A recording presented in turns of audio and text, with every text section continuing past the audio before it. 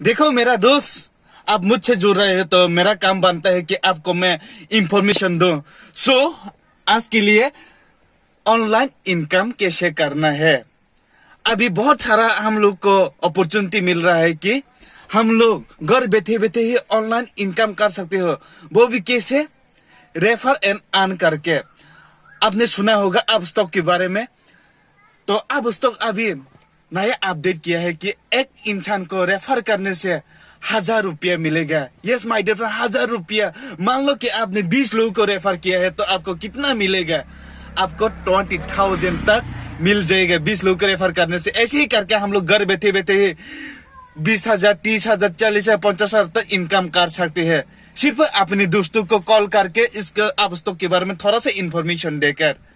सो क्या आपने आप स्टॉक अकाउंट बनाया है तो जल्दी से रेफर करो, और नहीं बनाया है तो अभी साइन अप करो आप स्टॉक लेकर। मैं डिस्क्रिप्शन में एक लिंक दे दूंगा, साइन अप लिंक दे दूंगा। उसमें जाकर इस लिंक में क्लिक करके आप इंस्टॉल कर लो, साइन अप कर लो। उसके बाद आप अपने दोस्तों को रेफर करना स्टार्ट कर दो, और उसके बाद पैसा कमाना स्टार्ट कर दो। ये अपॉर्चुनिटी है दोस्त, ज्यादा सोचना मत, जस्ट डू इट।